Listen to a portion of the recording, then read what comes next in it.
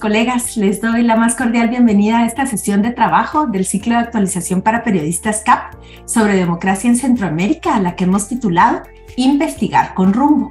Con esta sesión iniciamos una etapa que es muy importante en este proceso de formación del CAP, que es la elaboración de los reportajes colaborativos grupales sobre un tema relacionado con una amenaza a la democracia en Honduras, en Guatemala y en El Salvador. Este proceso será guiado por el colega Óscar Martínez, quien desde hace 7 años forma parte del equipo de los ciclos CAP como capacitador y editor. En esta oportunidad, Óscar será el coordinador editorial regional y los colegas Julie López, Jessica Ábalos y César Faguaga serán los editores para Guatemala, El Salvador y Honduras, respectivamente. Esta elaboración de reportajes a profundidad en la modalidad de periodismo colaborativo, además de ser una oportunidad de aprendizaje, refuerza esos lazos de intercambio y la generación de alianzas entre nosotros como periodistas y medios de la región. Por eso les queremos pedir que aprovechen este proceso al máximo, que participen activamente y que se comprometan durante todas las etapas del trabajo, tanto en el planteamiento del tema, el reporteo, la parte de la escritura, los productos gráficos y la difusión. Para iniciar esta jornada, le quiero dar la bienvenida a mi colega Óscar Martínez, quien durante la próxima hora va a desarrollar el tema Investigar con rumbo. Esta presentación de Óscar va a ser el marco de referencia de nuestro trabajo de elaboración de los reportajes de periodismo a profundidad que va a durar en los próximos meses. Tras la presentación de Óscar, vamos entonces a ir a grupos de trabajo. Óscar Martínez no necesita presentación, pero igual la voy a hacer. Es salvadoreño, es jefe de redacción del periódico digital El Faro, ha ejercido periodismo durante más de 15 años en la región como reportero, cronista y editor en países de Centroamérica y México. También es autor de libros como Los migrantes que no importan y una historia de violencia. En 2016 recibió el premio María Moores Cabot, entregado por la Universidad de Columbia, y el Premio Internacional a la Libertad de Prensa del Comité para la Protección de Periodistas CPJ. Y junto al equipo del Faro ese mismo año ganaron el Premio de Reconocimiento a la Excelencia. En 2019 fue profesor invitado sobre cobertura de violencia en la Universidad de Nueva York, y Óscar también ha sido maestro de la Fundación Gabo de Periodismo y editor y capacitador de los ciclos CAP desde 2014. Así que es un gustazo que Óscar nuevamente se sume a nuestro equipo y también que César Faguaga, Julie López y Jessica Ábalos se hayan sumado a los ciclos CAP como editores. Óscar, querido colega, te dejo en el uso de la palabra. Buenos días. Muchísimas gracias. Colegas, les agradezco mucho. Yo sé cómo son sus agendas y yo sé lo turbulenta que es esta región del mundo, así que les agradezco estar a las 7 de la mañana, tomarse el tiempo de empezar una jornada hablando de periodismo. Eso demuestra muchísima voluntad, querer estar en medio de este tipo de espacios, a pesar de que implique más carga, querer encontrar un sitio donde discutir sobre periodismo, ya habla de aquello a lo que tienen ganas y aspiración, que es de seguir metiéndole al ejercicio intelectual de este oficio, de que no nos convenzan nunca de que este es un oficio que consiste en cargar cámaras y grabadoras de un lugar a otro, porque como siempre yo he pensado, eso no tiene mucho mérito, si las grabadoras no pesan mucho tampoco. Entonces, les agradezco que estén aquí. Conozco a muchas de las personas que están aquí reunidas, respeto el periodismo que han hecho muchas de las personas que están en este equipo y sin duda tengo muchas ganas de conocer el periodismo que son capaces de hacer las personas a quienes no conozco de los equipos que estén acá. Hay mucha gente en esta selección de este CAP que llevan más de una década haciendo periodismo, décadas haciendo periodismo y que han participado en temas muy complejos. Y hay otra gente que tiene, digamos, un perfil más inicial en el oficio. Y esa es la gracia de los ciclos CAP. Yo creo, y a mí es por lo que me siento orgulloso de ser parte de estos ciclos CAP, que es uno de los puntos de encuentro más democráticos, útiles y consentidos que hay en Centroamérica, porque permite que se conozcan generaciones, porque permite que se crucen capacidades y porque permite formar una reunión que es bien difícil de deshacer después. En el periodismo esencialmente vos te juntás haciendo y ahí tenés dos opciones. haciendo o descubriste que es imposible trabajar con ciertas personas, lo cual esperemos que no les ocurra en estos grupos, o descubriste la maravilla y la forma de complementarte que ocurre con ciertos equipos. Y yo tengo que decirles que en los ciclos CAP, al menos desde que yo soy editor, siempre nos ha ocurrido lo segundo. Nunca hemos terminado enemistados en el proceso, y al final lo que ha ocurrido en todo caso es que ha generado nuevas amistades que yo en mi caso aún conservo. Eh, hacérselo breve, pues nunca he terminado odiando a nadie después de esto. Y les recomiendo que no les ocurra.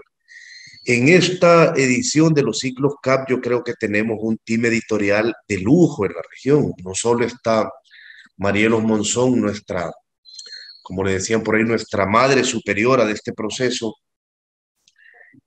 coordinando todo lo que hace falta para que esta reunión sea posible, sino que tenemos por países a periodistas que conocen muy bien el trabajo en esas regiones, que han dirigido equipos periodísticos desde hace años, que han editado en situaciones complejas. Tenemos a Jessica Ábalos en El Salvador, a Yuri López en Guatemala y a César Castro Faguaga, que se encargará de Honduras.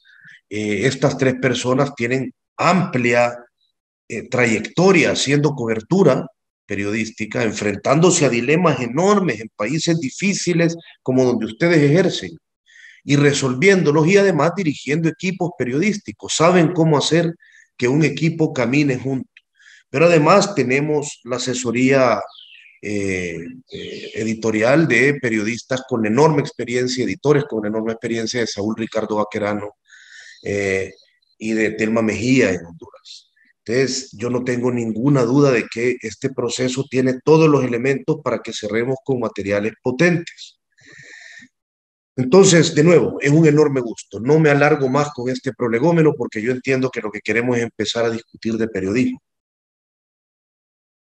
Cuando yo termine esto no es un taller, esta es una conversación dirigida sobre algunos puntos que me parece importante que recordemos, porque muchos de ellos ya lo saben. No quiero insultarles, haciendo parecer que he descubierto el agua tibia con lo que les voy a decir. Después ustedes se van a ir a salas con sus editores por país y con sus editoras por país. La lógica es que ustedes entonces puedan empezar a conocerse y a esbozar ideas que durante esta semana pelotearán para llegar al tema que quieren investigar. Antes de empezar el taller, la conversación Investigar con Rumbo, que tiene que ver sobre la formulación de esa hipótesis, que tiene que ver sobre la enunciación de esa sinopsis que ustedes van a perseguir durante los meses que dure este CAP, quiero recordarles que el éxito del CAP, de los CAP, siempre ha sido que mientras, en los casos anteriores, que mientras más puntual, mientras más precisa, cuando más determinación tiene la hipótesis que van a perseguir, más concretos han sido los resultados. Las hipótesis generales o las hipótesis dispersas siempre han terminado en el proceso achicándose o haciéndose más concretas para poder apuntar como equipo a un solo objetivo. Va dicho esto, empiezo esta conversación diciéndoles algo que les va a sonar obvio, pero les pido que, no quiero decirles abran sus mentes, porque va a parecer una charla de superación, pero piensen, denle vuelta a lo que les voy a decir. Permítanse retarse con esto, porque después de décadas de dirigir equipos periodísticos y de varios años de ser editor de equipos de investigaciones especiales y de la redacción del periódico, les puedo garantizar que no siempre los periodistas tenemos esto presente. Muchas veces lo olvidamos y me incluyo en eso. Una hipótesis sólida es la etapa previa para vender un tema. Una hipótesis sólida no es solo el momento de empezar a investigar, es la etapa previa para vender un tema. Y el problema es que en muchas ocasiones olvidamos la lógica de una hipótesis. Nos ocurre a quienes ejercemos este oficio todo el tiempo. Recuerden que una idea no es una hipótesis. Recuerden que una fuente no es una hipótesis. Recuerden que la descripción de una rutina periodística no es una hipótesis. Es decir, deberíamos cubrir la Asamblea Legislativa no es una hipótesis. tengo a un sicario, como esto siempre lo cuento en los talleres quienes han estado, pero me parece que es la forma más sucinta de describir. Yo suelo dar un taller anual en el norte de México a periodistas jóvenes que están empezando, que llevan pocos años en la redacción. Nunca voy a olvidar cuando en una ciudad del norte uno de esos periodistas se me acercó y me dijo, tengo a un sicario. Aquello a mí me sonó como si efectivamente él tuviera un sicario encerrado en el sótano de su casa. Yo le pregunté para qué tenía un sicario. Y él me describió que era un sicario. Me dijo, es alguien porque mata a mucha gente. Yo le respondí que comprendía perfectamente la definición de sicario. Pero le volví a preguntar para qué lo quería. Y la respuesta volvió a ser, es que este ha matado no a una persona, sino a varias. Le respondí que suponía que si había matado a una persona, él tenía un homicida. Pero como él había dicho sicario, yo entendía que había matado a bastante. Y el muchacho se empezó a dar cuenta de que él no tenía una hipótesis, de que él no tenía una idea de cobertura, de que él ni siquiera tenía una duda decente. Solo tenía un sicario. Y un sicario, sin un periodista que sepa convertir eso en dudas, en hipótesis, es simplemente un sicario y un delincuente. Y no tiene ningún sentido tenerlo encerrado en ningún sótano. Esto lo digo, no lo tenía encerrado en ningún sótano. Es decir, a veces lo olvidamos, la cantidad de veces que se acercan o que se han acercado periodistas a los editores del mundo a decirles, quiero entrevistar a varios ciudadanos para preguntarles cómo está el tema de la violencia. La naturalidad con la que vemos en los noticieros televisivos ese tipo de entrevistas vendidas como si eso fuera un tema donde no hay ni muestra, donde pueden entrevistar a 3 personas en una calle random a la hora que el reportero quiere, cuando tuvo tiempo y preguntarle lo que desea, hacen que muchas veces perdamos la perspectiva de lo importante que es tener una hipótesis sólida como etapa previa para vender un tema. Le repito, una idea no es una hipótesis. Cubramos más la Asamblea Legislativa, eso es un deseo. Una fuente no es una hipótesis, tengo un sicario, no es una hipótesis. La descripción de una rutina, quiero entrevistar a varios ciudadanos para preguntarles sobre la crisis económica, no es una hipótesis, sigue siendo un deseo de hacer cosas a lo largo de tu día, normalmente salir y preguntarle en una parada de buses cosas a la gente, significa que vas a desperdiciar tu tiempo ese día. Pero esas ya son a lo que nos enfrentamos, a algunas convenciones que en el periodismo pensamos que tenemos instaladas y no. Voy a hacer unos matices antes de continuar.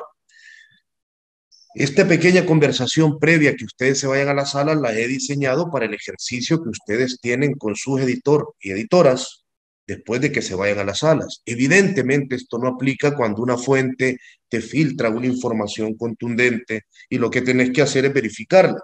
Evidentemente esto no aplica cuando conoces o logras tener acceso a un personaje tan fascinante como, volviendo a los clásicos, lo tuvo Guy Talís con Frank Sinatra, aunque nunca le dio la entrevista, porque entonces lo único que tenés es voy a perfilar a este personaje, como lo tuvo aquel periodista al que Pablo Escobar le permitió acceso a Tranquilandia. Ahí no hay mucha hipótesis que elaborar, hay ciertos casos como esos en los que vos simplemente tenés que perfilar a una persona o comprobar si la información que te han pasado es verídica. En esos casos, digamos, no es necesario elaborar una hipótesis mayor, pero el ejercicio al que nosotros enfrentamos sí lo requiere. La pregunta con la que ustedes se van a ir a sus salas ahora es qué hipótesis queremos demostrar colectivamente, qué queremos perseguir. Entonces, si una hipótesis no es todo eso que hemos descrito, recordemos que es una hipótesis. Una hipótesis es una explicación provisoria. Eso es lo que es una hipótesis, una explicación provisoria. Es decir, una explicación que tiene que ser sustentada de forma más contundente que como la has enunciado en ese momento. Una explicación provisoria, una explicación a la que le faltan partes, una explicación que solo se sostiene de momento y que con el tiempo perderá sentido. Una explicación provisoria y toda explicación, así sea provisoria, así sea definitiva, así sea una explicación sólida, un hallazgo, necesita un sustento enunciable. Toda explicación necesita un sustento que vos podás pronunciar. Fuentes, observación directa o patrones. A eso me refiero. Por ejemplo, fuentes, no tengo que explicarles esto. Me han dicho 3 diputados que todo apunta, y ahí viene la hipótesis, a que el presupuesto de ayer fue aprobado sin que los diputados lo vieran. Esa es una hipótesis, esa es una explicación provisoria de lo que ocurrió. Se va a sostener en el momento. Después va a perder sentido. La observación de hechos. Yo estuve ayer y me pareció, o creo que la escena tras los derrumbes fue un montaje que hizo el gobierno, por lo que observé en la conferencia de prensa. Es una explicación provisoria, te faltan fuentes, tenés que investigar para llegar a descubrir eso. O la recolección de patrones. En los últimos enfrentamientos de la policía ha quedado solo un casquillo de bala, a pesar de que los cuerpos tenían más de un agujero. Creo que esto es un patrón que indica masacres policiales. Eso es una hipótesis. Eso es una explicación provisoria que vos tenés que sostener con el tiempo y con el ejercicio periodístico. Recuerden, toda explicación necesita un sustento enunciable, y ese sustento en el oficio periodístico son fuentes, observación de los hechos o patrones recogidos. Podrá haber más, pero creo que estas son las líneas esenciales. Una hipótesis decente, una explicación provisoria decente, y esto se lo recomiendo general en sus carreras, es la única manera decente de acercarte a un editor para hacerle una propuesta. Yo estoy seguro de que aquí estamos, la mayor parte de las personas que están aquí son periodistas con enorme experiencia que nunca harían eso, pero créanme que la cantidad de, de ocasiones en las que se te acerca alguien que te dice, voy a ir a la asamblea a entrevistar diputados, cuando estás ejerciendo la edición es alta.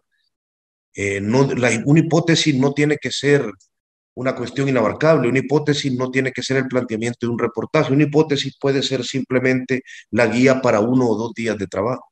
Es decir, creo que los diputados no conocen lo que van a aprobar en la próxima asamblea legislativa, en la próxima sesión plenaria. Esa es una hipótesis que podría yo hacer ahora mismo sobre los diputados de la Asamblea Legislativa de El Salvador, a quienes casi nunca, por patrón, lo puedo decir por patrón, esa sería la base, a quien casi nunca les comparten lo que se va a aprobar. Entonces, por el patrón de lo que ha ocurrido, yo podría decir, voy a ir a ver cómo una vez más creo que no les van a compartir lo que se va a aprobar en la sesión plenaria. Y esa hipótesis, si tenés fuentes en la asamblea, debería de tardarte una tarde en comprobar. Si vas y le preguntas a la gente, las diferentes facciones, si ya tienen o no tienen la minuta de lo que ha salido de las comisiones legislativas para aprobarse en la próxima plenaria. Entonces, ocurre muchas veces, de nuevo les digo, este oficio es una vorágine constante, entonces a veces nos hace olvidarnos de racionalizar los principios que creemos que ya tenemos integrados dentro del cuerpo y la mente, y muchas veces se nos olvida y terminamos teniendo un sicario sin sentido alguno. Vamos a pasar, les voy a poner algunos ejemplos de hipótesis que luego se construyeron en el camino. No pongo ejemplos propios para mostrarlos como ejemplos de alta calidad periodística. Los pongo porque son aquellos que yo sé manejar, aquellos en los que supe cómo ocurrieron los sucesos que llevaron hasta una publicación. Les voy a compartir pantalla brevemente, no para mayor cosa que para mostrarles algunas imágenes rápidas, solo para que se hagan una idea. Déjenme ver, están viendo eso, ¿verdad? Esto que ustedes están viendo aquí, la policía mata y miente de nuevo, fue un artículo que publicamos en El Faro el 11 de febrero de 2016. Primero les cuento, ahora les voy a mostrar una foto de la escena rápida. Esta era la escena. Había ocurrido en un enfrentamiento, según la policía, y en la casa 33 de Vías de Zaragoza, una zona de El Salvador, una colonia con una presencia de pandillas muy fuerte. Y lo curioso es que habían quedado 4 cuerpos tirados después de que la policía repeliera un ataque, según la teoría oficial. Y después de eso habían llegado más de 200 policías, habían cercado más de 6 manzanas para que no pudiera pasar la prensa, estaban todos encapuchados, habían dejado afuera, como ustedes pueden ver en la fotografía, incluso a la madre y a la hermana de una de las personas muertas, que la niña estaba dentro de la casa. Sacaron a toda la gente, sacaron vecinos de casas que no tenían nada que ver. Como les digo, no cerraron una cuadra o 2 cuadras como es usual, cerraron 5 manzanas. No dejaron entrar a nadie durante mucho tiempo. Es decir, los escolares regresaron del colegio cuando la escena la habían abierto por la mañana y eran ya cerca del ocaso y no los dejaban aún pasar a sus viviendas. Vaya, quería enseñarles la escena y ahora continúo. Cuando yo llegué a la escena, lo que vi fue la disposición del operativo y a esa niña que ustedes vieron en esa fotografía contarle espontáneamente a su madre, lejos de los periodistas, un relato diferente al oficial. Cuando la madre regresa del trabajo de limpiar casas, la niña le dice a la madre: Armando estaba en la casa durmiendo, entraron unos hombres y a mí me sacaron de la casa y después escuché unos balazos. Entonces fue una escena espontánea, no estaban contándole a ningún periodista lo que había ocurrido. Estaban contándose íntimamente entre ellas lo que una niña de 13 años había presenciado. Yo regresé a la redacción y le planteé a mi editor una hipótesis. Creo que hoy presencié una masacre policial. Esa es la hipótesis que yo planteé. Creo que lo que hoy vi era el escenario no de un enfrentamiento, sino de una masacre policial. La hipótesis permitió que el viaje iniciara, la hipótesis permitió encaminarnos hacia donde queríamos ir. Ya vamos a llegar a la parte de por qué es tan importante no olvidar que es una hipótesis, no olvidar que es una explicación provisoria. Voy a mostrarles otro material similar, pero que tenía una diferencia. En ese caso fue la observación de la escena la que me permitió construirle una hipótesis a mi editor y decirle: creo que hoy presenció una masacre policial. Pero hay otra ocasión en la que descubrimos una masacre policial y en la que nosotros también planteamos lo mismo. Creemos que lo que ocurrió ahí fue una masacre policial. Déjenme mostrarles ese otro ejemplo que tiene unas fotografías más significativas.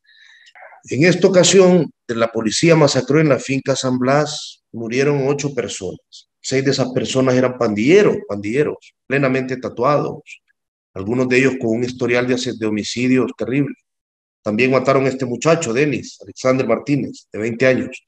Él no era pandillero, él era víctima de esos pandilleros que se habían ido a esconder a esa finca cafetalera. Él era el trabajador de la finca y tenía que dormir ahí y los pandilleros se habían tomado la finca. Pero en este caso quiero llamarle la atención de lo que ocurrió en esta finca que están viendo en una zona del interior del país. Quiero llamarle la atención en unas imágenes. Estas son fotografías de referencia que se tomaron el día que ocurrió eso, al igual que estas. Estas son fotografías de periodistas que se tomaron el día que aquello ocurrió, pero esta no. Esta es la foto de Sonia. Sonia tenía 16 años y no era pandillera, era la mujer de un pandillero de 34 años. Y ella murió de un solo disparo que le entró en la boca, le reventó la mandíbula y los dientes y 2 de las cervicales. Estas fotos que ustedes ven las subieron cuentas parapoliciales, cuentas de policías que ya saben, en todos estos países existen estos: comandante Jaguar, comandante Trueno Maldito. Yo no sé qué problema de autoestima tienen que poner los nombres, pero empezaron a subir imágenes del enfrentamiento, no solo de Sonia, donde la evidencia, después de que la hubieran ya numerado, estaba completamente movida. Habían alterado la evidencia una y otra vez, habían puesto el arma en diferentes posiciones, la habían descargado. Esta es solo una de las imágenes que subieron. Habían hecho lo que quisieron con la escena. Eso que ocurrió, junto con la observación de diferentes casos que ocurrieron en aquellos años, que ya traían una serie de anomalías, nos permitió llegar a donde nuestro editor y decirle: creemos que lo que ocurrió en San Blas fue una masacre en un enfrentamiento policial. Entonces, imágenes difundidas en redes, conversaciones con fuentes periféricas que nosotros ya veníamos sosteniendo, policías que aseguraban que estaban ocurriendo masacres dentro de la corporación, eh, víctimas, sobre todo de zonas rurales, que nos aseguraban que esto estaba ocurriendo mucho en las zonas rurales donde operaba el GRP, el Grupo de Reacción Policial, y donde operaba la Policía Rural. Cuerpos preparados con un entrenamiento cuasi militar, por así decirlo. Eso nos permitió, como digo, con sustento, poner sobre la mesa una explicación provisoria a lo que había ocurrido. Como es provisoria, vos luego te tenés que lanzar a demostrarlo. Déjenme ponerles un ejemplo más, que como no lo había cargado, y quiero recomendarles luego que lo lean. Este lo hicimos en los ciclos CAP, gracias a una extraordinaria reportera que ya tenía bastante información, gracias a Carolina Maya. Se los comparto rápido de nuevo, solo con la intención de que no estén simplemente viéndome obligadamente la cara. Ahí le va. Este material que hicimos, el lago de Coatepeque es, digamos, una de las zonas más pudientes de descanso del país. Es una zona que tiene esta naturaleza de ranchos, donde todos o gran parte de los ricos de este país tienen su pedazo privado de una zona que debería de ser eminentemente pública y que no está declarada privada en términos prácticos, pero como no hay por dónde carajo entrar al lago, porque lo han cercado con casas, pues es privada. Como ocurre con las playas de Centroamérica, que te dicen: no, cualquiera puede llegar a las playas. Claro, por aguas internacionales, porque no hay manera de entrar más que pasando por los ranchos. La premisa en esta ocasión provenía de otro tipo de fuentes. Era principalmente de fuentes documentales, de expedientes judiciales, pero también de denuncias comunitarias y del profundo conocimiento que la primera firma de este material, Carolina Maya, tenía al respecto de lo que ocurría ambientalmente en esta zona.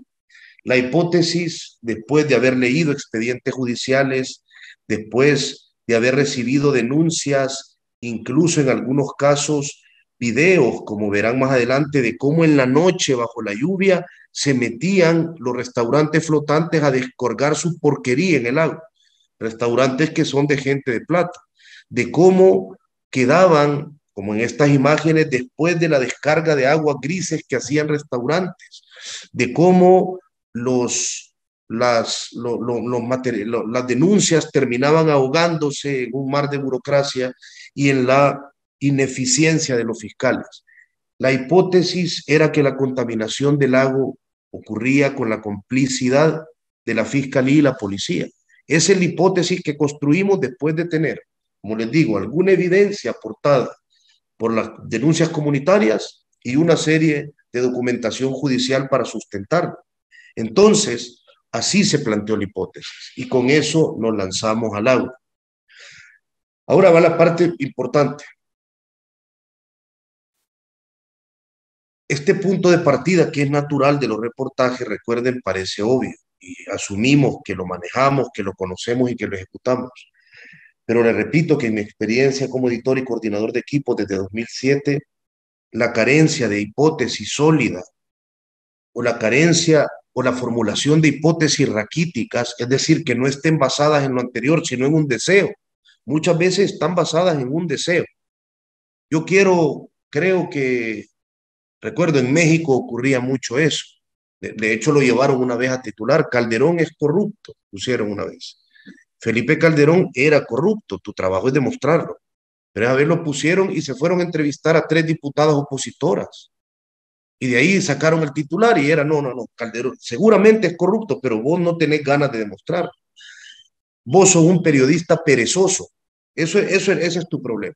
No tenés ganas de hacer tu trabajo. No tenés ganas de ganarte un titular. tenés ganas de poner arriba del texto lo que te dé la gana. Entonces, la carencia de una hipótesis, que a veces no hay una hipótesis, simplemente la gente va por ahí entrevistando diputados hasta que terminan con el último, pero no saben exactamente hacia dónde. O la formulación de hipótesis raquíticas o inabarcables. Voy a hablar, o inabarcables, es el más común mal que arrastran muchos reporteros. Cuando digo inabarcable, recuerdo perfectamente cuando mi hermano Juan aún trabajaba hace años como fixer de periodistas, principalmente estadounidenses y europeos en la región, cuando unos periodistas, una periodista daneses creo que eran, le dijeron, queremos llegar una semana. ¿Qué quieren investigar? Le dijo. Y la respuesta de ella, altanera y respetuosa, fue todo sobre las maras. Bueno, una buena hipótesis. ¿Querés saber todo sobre las maras? En una semana, excelente, le dijo, bueno, todo sobre las maras lo vas a saber. Eso es un planteamiento absurdo. No tiene ningún sentido, no es una hipótesis, de nuevo, es un deseo peregrino de una persona eh, absurda. No sé cómo decirlo de otra forma. Entonces, la falta de rumbo es lo que normalmente hace que naufraguen investigaciones, intentos de este tipo. Voy caminando hacia la lógica final, que es lo que quería dejar. Por ejemplo, algo, pero a veces no son tan absurdas. Es decir, a veces la hipótesis no suena como quiero saber todo sobre las maras en una semana, porque eso está muy desnudo, está muy frágil, la propuesta es evidente que es algo absurdo.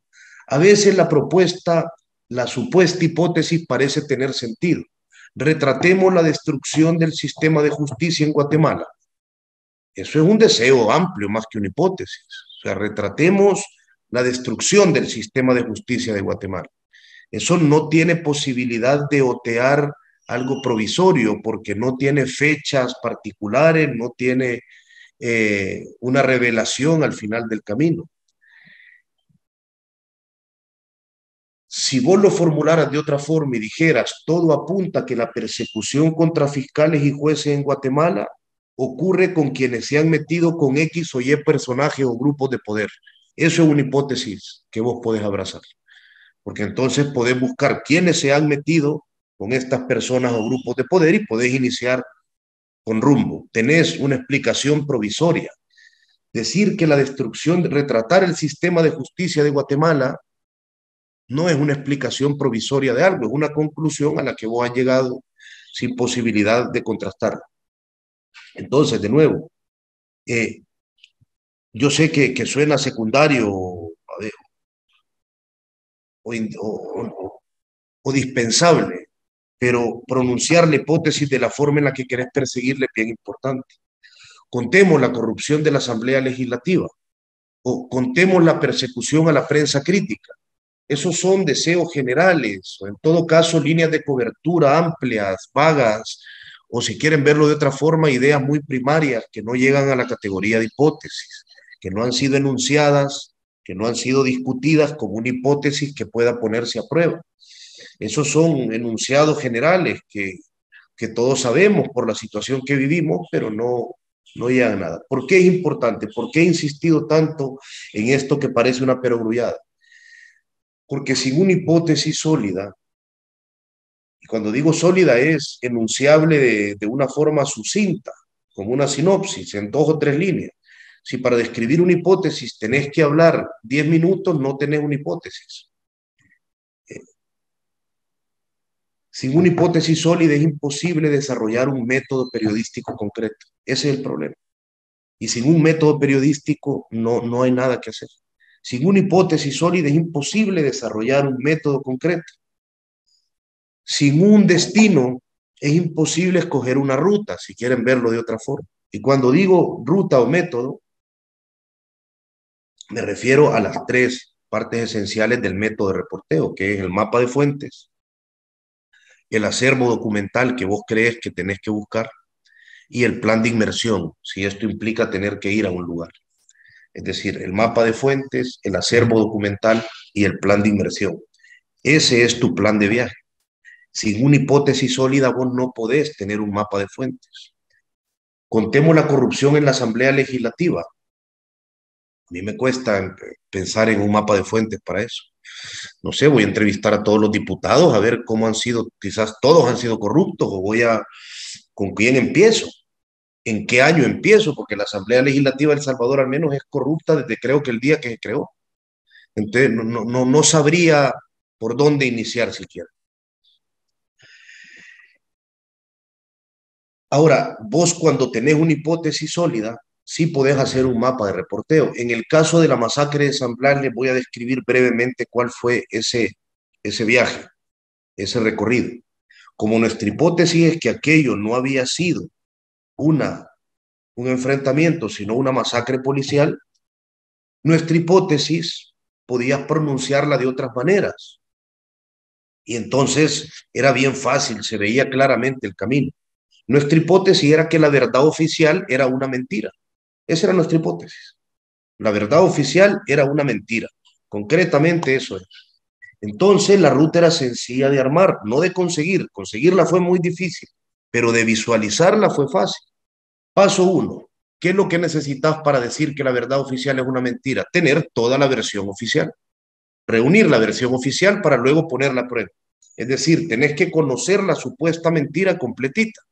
Y eso tiene de sentido común. Si alguien vos crees que te está contando una mentira, lo que haces es pedirle más detalles de su mentira para luego poder descubrirle. Lo que nosotros hicimos es reunir todos los detalles de la versión oficial. Es decir, reunir lo que habían puesto en redes, los informes policiales, ya ustedes lo saben, no tengo que enumerar. El paso dos, detectar las inconsistencias que podían estar a simple vista. Detectar las inconsistencias que provenían de los informes forenses. Decían que era un enfrentamiento, pero uno de los cuerpos que estaba abajo de una carreta tenía 49 impactos de bala. Todos le entraban por de atrás para adelante, todos le entraban de abajo hacia arriba. Si había entrado en la espalda baja, salía en el pecho. Parecía que alguien le había hecho así abajo de la carreta. Parecía. Aún seguía siendo una hipótesis. Las fotos publicadas, como la de Sonia con la que dimos, poder hacer el análisis de cómo habían movido y puesto en diferentes posiciones el cuerpo de Sonia. La cronología oficial, cómo dijeron que ocurrieron las cosas. El mapa del enfrentamiento, pero esto ya implicaba ir al lugar para poder decir, dicen que atacaron de aquí a allá, pero esto es imposible porque hay un montón de árboles en medio. A menos de que los policías fueran locos y se hubieran parado aquí, pues esto no tiene sentido. A eso me refiero. Eh, el paso 4 era con toda la evidencia, no, perdón, el paso 3, buscar a fuentes directas. Pero era sencillo hacer un mapa de fuentes. Ya la versión oficial la teníamos, la versión documental también. Entonces fuimos a buscar a vecinos, a familiares y, si es que los había, a sobrevivientes. Finalmente encontramos a una sobreviviente, Consuelo Hernández, la madre de Denis, el muchacho al que les mostré, que tuvo que escuchar cómo a su hijo le atravesaron la cabeza de un disparo de arriba hacia abajo mientras estaba hincado y suplicando que no lo mataran. Y el paso 4, con toda la evidencia, ir y contrastar con las autoridades, buscar con ahínco de nuevo que te dieran algún argumento para votar tu hipótesis. Entonces, como había un destino, había un plan de viaje. Sin hipótesis no hay plan de viaje. Nosotros teníamos muy claro el destino, demostrar que la verdad oficial era falsa, demostrar que aquello fue una masacre y un enfrentamiento. El viaje era muy concreto.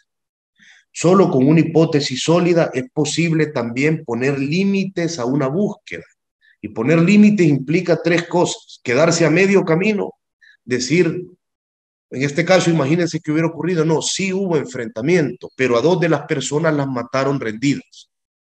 No es una masacre, oficialmente una masacre está compuesta por más de 3 personas y así lo hemos asumido, quién sabe por qué, desde hace mucho tiempo.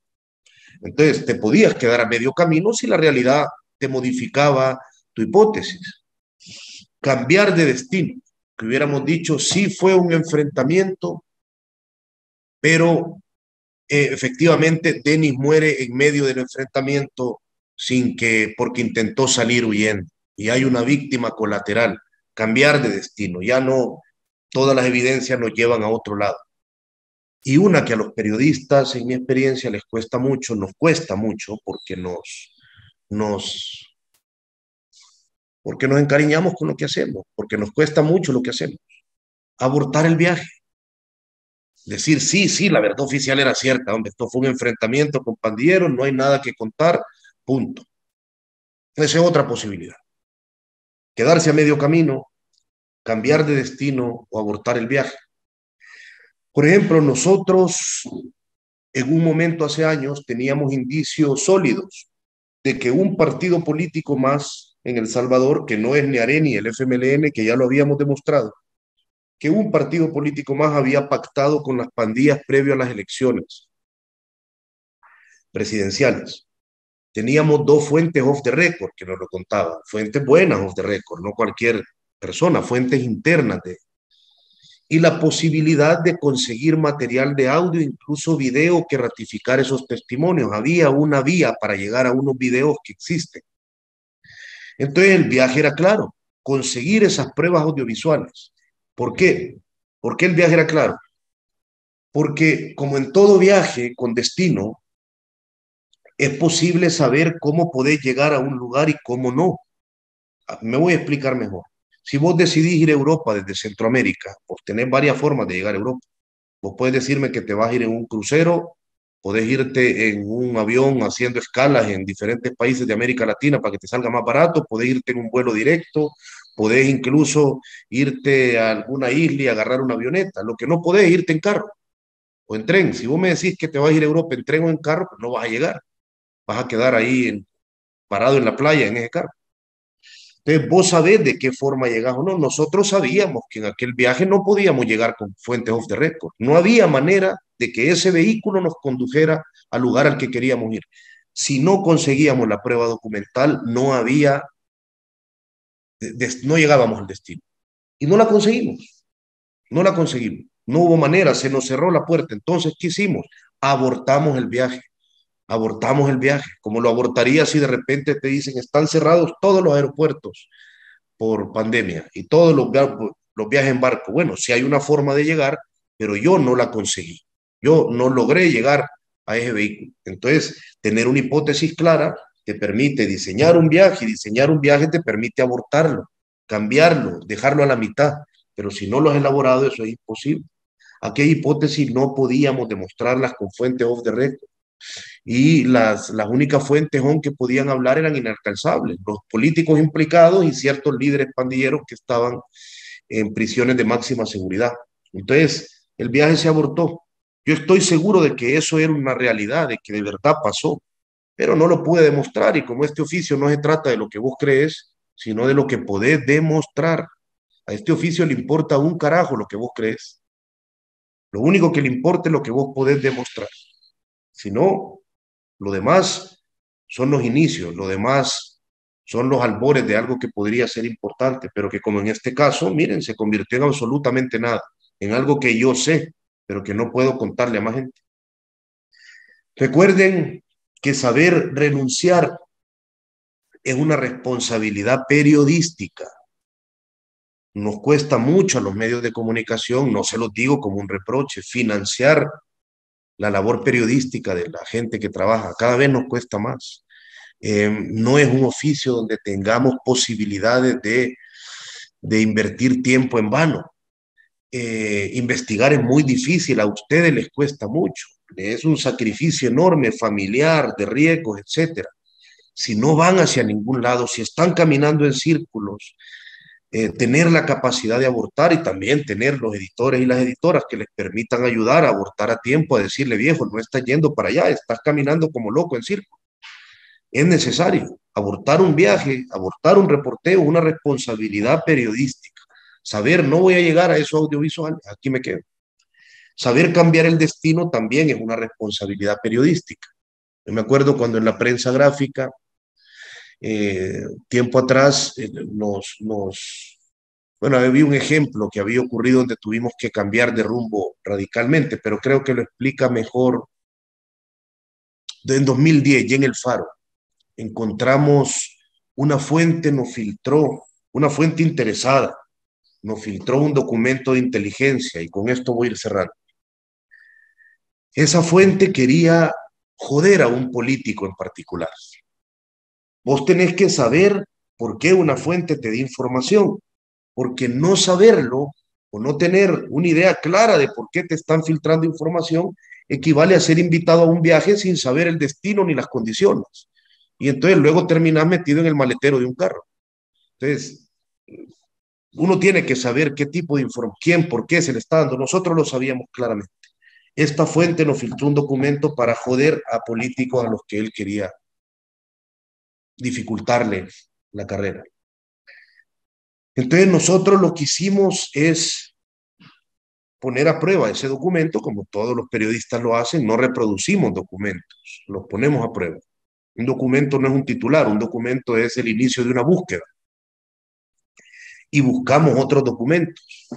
Y nos dimos cuenta de que lejos de a donde quería apuntar la fuente interesada que nos dio eso, esto apuntaba a otro lado, justo al lado que no le convenía, justo al grupo al que esta persona pertenecía y quería defender. Y el material terminó hablando de un cártel donde estaban implicados policías, políticos y empresarios que este tipo de ninguna manera quiso nunca meter en una publicación así. Pero claro, en aquel momento la hipótesis, que era muy diferente, la hipótesis era que unos políticos concretos estaban trabajando con unos narcotraficantes de la frontera con Honduras. Esa era la hipótesis, y la hipótesis terminó siendo completamente otra. Terminó siendo, creemos que hemos descubierto cómo opera un cártel en el occidente de El Salvador. Y esa hipótesis sí la pudimos demostrar tras 6 meses de investigación y tras reunir más evidencia. Entonces recuerden, no me quiero alargar mucho más y entrar a la siguiente parte, pero la última consideración que les quiero dejar sobre la mesa es que solo un viaje ordenado va a llegar a un texto ordenado, porque la escritura periodística, sobre todo en los formatos duros como el reportaje, la nota ampliada y la nota, la escritura periodística empieza en el terreno, ya no se diga en la crónica. La escritura periodística empieza el terreno como un cuaderno de viaje, empieza con un viaje ordenado o al menos con un destino. Puede ser que llegues de formas casuales. La escritura se va nutriendo de eso, tu mapa de fuentes, las declaraciones que te dieron, todo va apuntando y constituyendo hallazgos, porque sin hallazgos no hay periodismo. Si todo el proceso que hiciste, si el fin del embudo no termina en una gota de hallazgos, no hay producto, no hay jugo, no hay absolutamente nada que divulgar. Ustedes recuerden eso que solemos olvidar, la importancia de poder tener una hipótesis fuerte, una explicación provisoria, concreta, es la mejor manera de empezar un viaje ordenado. Ahora que ustedes vayan a las salas con la guía de quienes les van a guiar, saben hacerlo perfectamente. Recuerden eso, porque además ustedes tienen un elemento más que dificulta el viaje si la hipótesis no es sólida. Lo van a hacer en conjunto. Y un viaje colectivo, donde no haya una coordinación y un objetivo concreto, termina saliendo de San Salvador y con una persona en Petén y otra en, gracias a Dios, Honduras. Y la mitad del grupo varada en la frontera de la Chadura. Entonces, un viaje colectivo sin un sentido concreto, sin una hipótesis y un destino que luego puede modificarse, definido, es más difícil que un viaje individual de ese tipo. Y la descoordinación puede hacer que no estén caminando solo en círculos, sino cada quien a su manera, y eso dificulte más las cosas. Dicho esto, ya van a ver que esta es una experiencia chévere. Yo no les quiero quitar más tiempo para que vayan a seguir haciendo periodismo durante 8 o 12 alegres horas más durante este día. Así que adelante, pues denle y nos